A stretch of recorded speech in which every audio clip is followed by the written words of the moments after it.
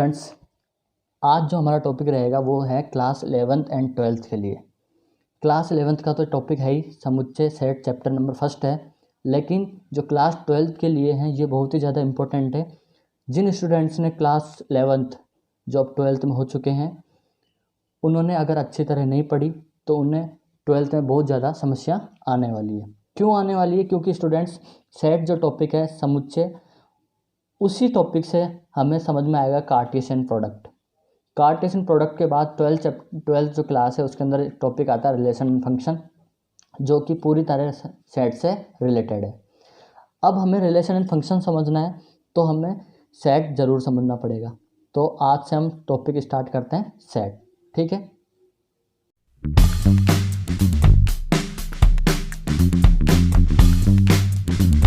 तो स्टूडेंट चलिए अब चलते हैं सेट क्या होता है उसके बारे में हम अध्ययन करेंगे। तो सेट जो होता है, बहुत से स्टूडेंटों को अलग अलग चीज़ों का कलेक्शन करने का शौक़ होता है।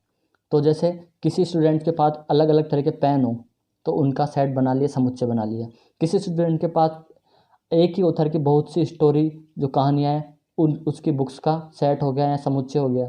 बहुत सी जो लड़कियाँ होती है उनको अलग अलग प्रकार की ज्वेलरियाँ, ईयरिंग्स वगैरह उनका सेट रखती हैं, समुच्चय रखती हैं, ठीक है। बहुत से लड़के हैं जिनको जूते वगैरह पहनने का शौक़ होता है तो वो जूतों का सेट रखते हैं, समुच्चय रखते हैं। किसी को बुक्स ज़्यादा पढ़ने का शौक़ होता है तो वो बुक्स का सेट रखते हैं। तो अब ये जो सेट है इसको आप अच्छी तरह समझ गए होंगे। अब इसी सेट को मैथमेटिकली या गणित में कैसे चेंज करें, उसको कैसे पढ़ें, या उसका जो सवाल आएगा उसको कैसे किस टाइप में आएगा वो हम समझेंगे। तो सबसे पहले हम समुच्चय या सेट की डेफिनेशन पढ़ते हैं, परिभाषा क्या होती है। तो ध्यान से सुनना, एक अच्छी तरह से परिभाषित, वापस रिपीट कर रहा हूँ, एक अच्छी तरह से परिभाषित वस्तुओं का एक संग्रह जो एक दूसरे से अलग हो उसे समुच्चय कहते हैं। तो यहाँ ध्यान रखने वाली बात है कि एक अच्छी तरह से परिभाषित मतलब वेल डिफाइंड सेट होना चाहिए जो एक दूसरे से बिल्कुल अलग हो। जैसे हम बुक्स की बात करें तो दूसरा सेट शूज़ का या ज्वेलरी का होगा, ठीक है, एक दूसरे से बिल्कुल अलग हो। अगर हम ओनली शूज़ की बात करें तो शूज़ भी हमारे फैमिली में बहुत से शूज़ होते हैं। अब जैसे एक हमारा शूज़ हो गया खुद का, एक अपने फादर का कोई शूज़ हो गया, या फैमिली में अपने ब्रदर, चाचा जी वगैरह अंकल का शूज़ हो गया, तो उनके भी अलग अलग शूज़ के क्या हो सकते हैं, सेट हो सकते हैं। तो एक वेल डिफाइंड सेट होना चाहिए जिसका सब कुछ, जिसके बारे में सब कुछ पता हो और एक दूसरे से क्या हो, बिल्कुल अलग हो, सेपरेट हो। अब मैं आप लोगों को मैथमेटिकल एग्जांपल देके समझाता हूँ कि सेट होता क्या है। अब जैसे मान लीजिए, मैं एक उदाहरण से आपको बताता हूँ।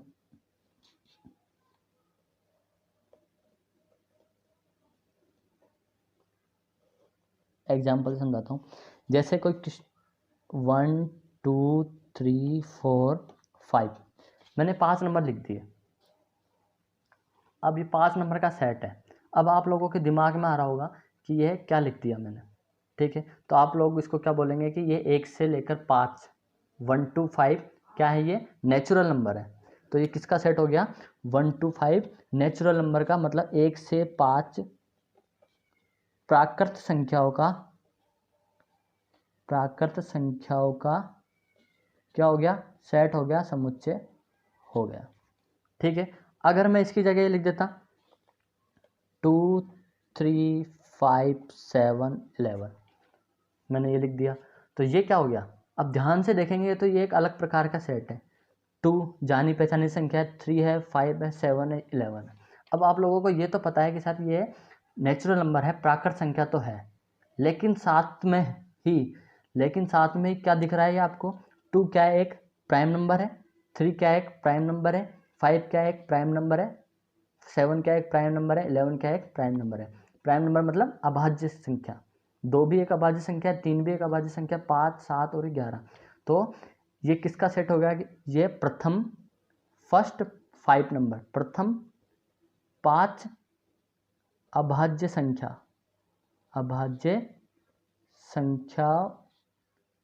संख्याओं का समुच्चय हो गया।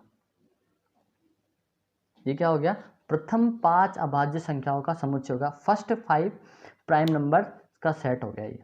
तो आप लोगों को अब अच्छी तरह समझ में आ गया होगा कि सेट होता क्या है और कैसे लिखते हैं। अब हम आगे एग्जाम्पल से इसको पढ़ते हैं। अब जब आप लोगों को सेट के बारे में पता चल गया कि सेट होता क्या है, तो अब सेट को प्रदर्शित कैसे किया जाता है, रिप्रेजेंट कैसे किया जाता है। लोगों को इतना तो पता चल गया कि 1 2 3 4 5 ये है क्या, तो ये क्या है, सेट है। इतना तो आप लोगों को पता चल ही गया होगा। लेकिन अगर आपसे कोई स्कूल में क्लास में कोई टीचर्स पूछे या कोई स्टूडेंट्स पूछ ले कि ये 1 2 3 5 क्या है, तो आप उसको रिप्रेजेंट कैसे करोगे, उसको समझाओगे कैसे, कैसे लिख के बताओगे, तो वो चीज़ हम पढ़ेंगे। तो सेट को जो लिखने का तरीका होता है वो 2 टाइप्स का होता है। 2 तरह से हम सेट को शो कर सकते हैं, प्रेजेंट रिप्रेजेंट कर सकते हैं, प्रदर्शित कर सकते हैं। तो सबसे पहली जो फॉर्म है वो है रोस्टर फॉर्म। सबसे पहला जो तरीका है उसका क्या नाम है, रोस्टर फॉर्म। तो रोस्टर फॉर्म में हम सेट को कैसे लिखेंगे, तो जब भी हमें सेट को लिखना होगा तो सबसे पहले ये ध्यान रखना है कि सेट लिखेंगे तो उस सेट में जो भी एलिमेंट होंगे, मैं रिपीट कर रहा हूँ स्टूडेंट्स, सेट में जो भी एलिमेंट होंगे, तो 1 2 3 4 5 कितने एलिमेंट है, 5। जो नॉन रिपीट एलिमेंट होंगे, जिनकी पुनरावृत्ति नहीं होती, जो भी नॉन रिपीट एलिमेंट होंगे उनको हम मजले ब्रैकेट में, करली ब्रैकेट में लिखेंगे। ठीक है ना। मैं दोबारा बोल रहा हूँ कि कोई भी अगर सेट है तो उसमें नॉन रिपीट एलिमेंट 1 2 3 4 5 कोई भी रिपीट हो रहा है क्या, नहीं हो रहा। तो जो एलिमेंट रिपीट नहीं हो रहा, मतलब रिपीट भी हो रहा है तो उसको एक ही बार लिखेंगे, मतलब नॉन रिपीट करके, रिपीटेशन नहीं लिखेंगे। और उसको किस में बंद करेंगे, उसको हम करली ब्रैकेट में, मजले ब्रैकेट में हम उसको बंद करेंगे। और साथ में उस सेट का जो नाम होगा वो कैपिटल लेटर में देंगे। मान लीजिए कोई ये सेट हमने ए मान लिया, ठीक है, तो इसका नाम दे दिया कैपिटल ए और इसको करली ब्रैकेट में बंद किया 1 2 3 4 5। ठीक है। अब जैसे मैं एक देता हूँ एग्जाम्पल, एक एग्जाम्पल है कि कोई स्पेलिंग APPLE ये है, तो इसमें अल्फ़ाबेट का सेट बताइए आप। तो इसमें सेट कौन कौन से होंगे, एक तो है अल्फ़ाबेट ए, एक पी, एक एल और एक ई। तो हमें इसको अल्फ़ाबेट में लिखना है, सेट बनाना है, तो इसको कैपिटल लेटर का कोई भी नाम दे दिया, मान लीजिए सेट बी है। इसको करली ब्रैकेट में बंद करना है, क्लोज करना है, तो करली ब्रैकेट लगा दिया। अब एलिमेंट लिखने हैं हमको, तो एलिमेंट जैसे मान लीजिए मैंने ए लिख दिया, एल लिख दिया, ई लिख दिया और पी लिख दिया।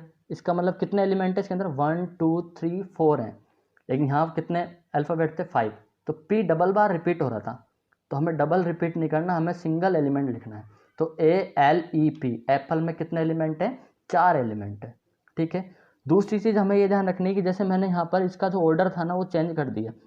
जैसे ए सबसे पहले था, उसके बाद पी आना चाहिए था, तो मैंने पी इधर लिख दिया, तो ये कोई गलत नहीं है। ये आप कैसे भी इसका किसी भी ऑर्डर में लिख सकते हैं, लेकिन मेन चीज़ ध्यान रखनी है हमें कि जितने भी अल्फ़ाबेट हैं लिखने हैं, लेकिन जो रिपीट हो रहे हैं उनको एक ही बार लिखना है, उनका रिपीटेशन अलाउ नहीं है। अब जैसे मैं एक एग्जांपल और देता हूँ आपको, जैसे मान लीजिए बुक है, BOOK। अब इसको हमें सेट में लिखना है, तो सेट में लिखने का मान लीजिए कोई सेट जेड मान लिया हमने, इसको कैपिटल लेटर में लिख दिया। अब सेट लिखने के लिए सबसे पहले करली ब्रैकेट लगाएंगे, मजला ब्रैकेट। अब सेट में एलिमेंट लिखेंगे, तो एलिमेंट कौन से एलिमेंट होंगे, इसमें तो बुक में तो 4 अल्फ़ाबेट हैं, तो लेकिन हमें तो बी, ओ डबल बार रिपीट हो रहा है, लेकिन हमें कितनी बार लिखना है, एक बार, और फिर के। ठीक है। तो 3 एलिमेंट हो गए, और इनके सबके बीच में क्या लगा देंगे, कॉमा। जैसे यहाँ भी मैंने कॉमा नहीं लगाया था, तो यहाँ कॉमा लगा दीजिए।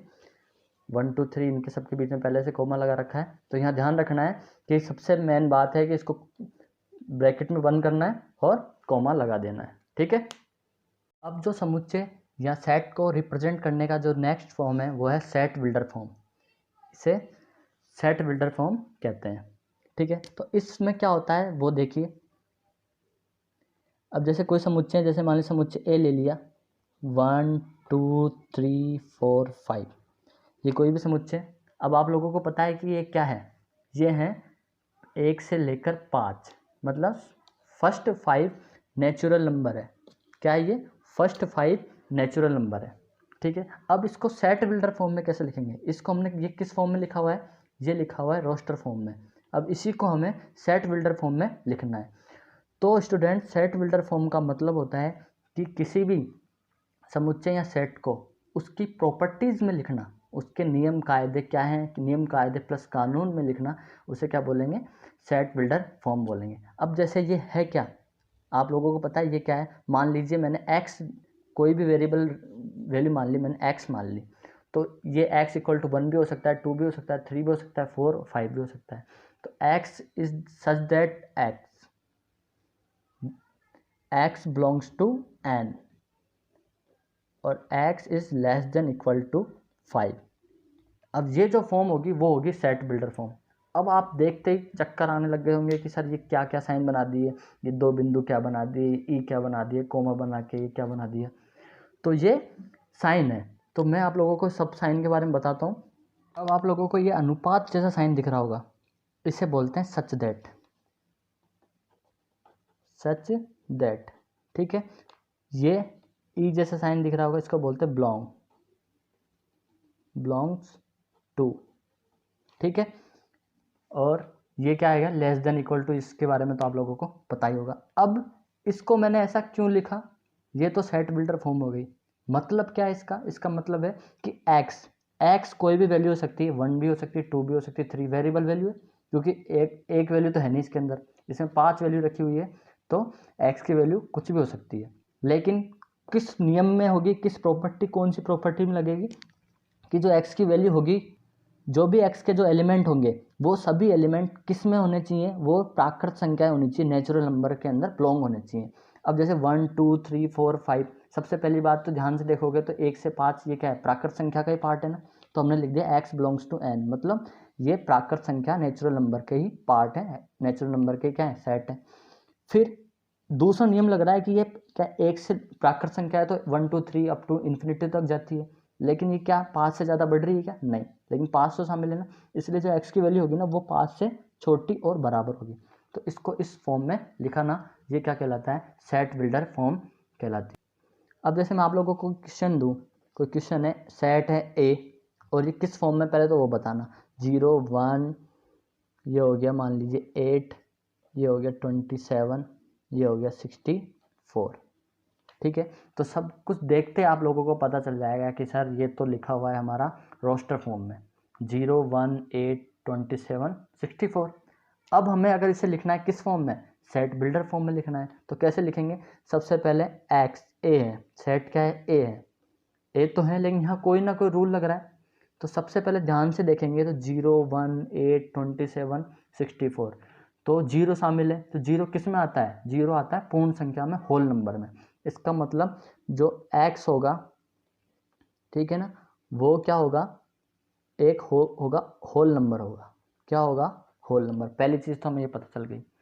दूसरी चीज़ ध्यान से देखेंगे तो क्या है इसके अंदर, जैसे 0 का क्यूब करेंगे तो 0 का क्यूब 0 होता है, 1 का क्यूब करेंगे तो 1 का क्यूब, 0 का क्यूब क्या होगा 0, 1 का क्यूब क्या होगा 1, 2 का क्यूब क्या होगा 8, 3 का क्यूब क्या होगा 27 और 4 का क्यूब क्या होगा 64। इसका मतलब एक नियम, एक प्रॉपर्टी और लग रही है, वो क्या है, क्यूब हो रहा है, सभी नंबर का क्या हो रहा है, क्यूब। तो यहाँ मैं x मान रहा हूँ तो x का क्या कर दूँ, क्यूब कर दूँ, x का मैंने क्या कर दिया, क्यूब कर दिया, ठीक है, x का क्यूब कर दिया।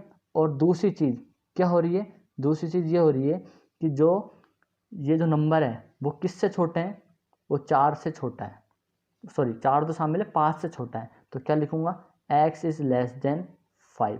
इक्वल नहीं लगाया, यहाँ हमने इक्वल लगाया था क्योंकि 5 शामिल है, लेकिन यहाँ पर 5 का क्यूब है ही नहीं, इसलिए हम क्या लगाएंगे, ओनली लेस देन 5। तो आप लोगों को समझ में आ गया होगा। ऐसे मान लीजिए एक क्वेश्चन और समझाता हूँ।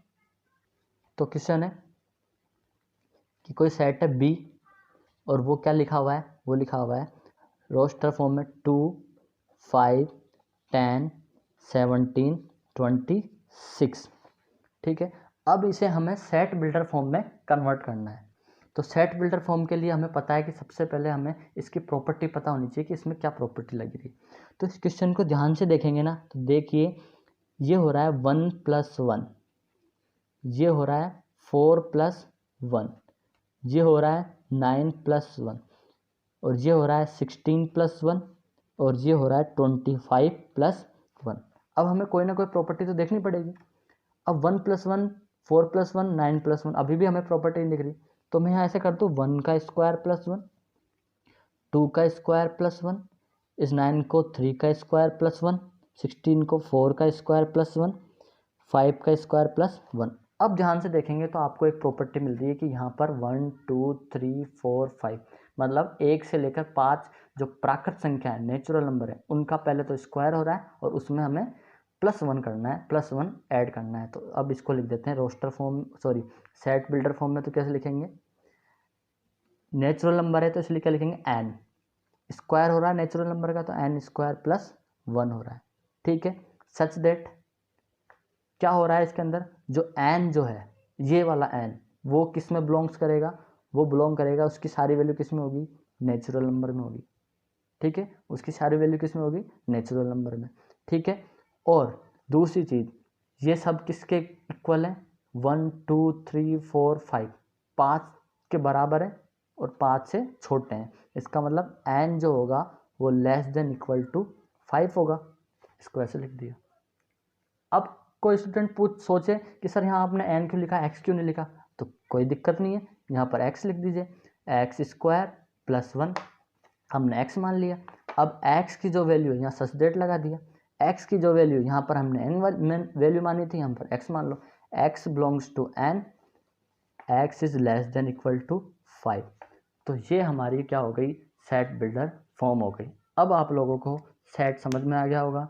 सेट होता क्या है, सेट को डिस्क्राइब करने के, शो करने के, जो प्रदर्शित करने के जो तरीके हैं, सेट बिल्डर फॉर्म और रोस्टर फॉर्म, वो आप लोगों को समझ में आ गई होगी। नेक्स्ट क्लास में आगे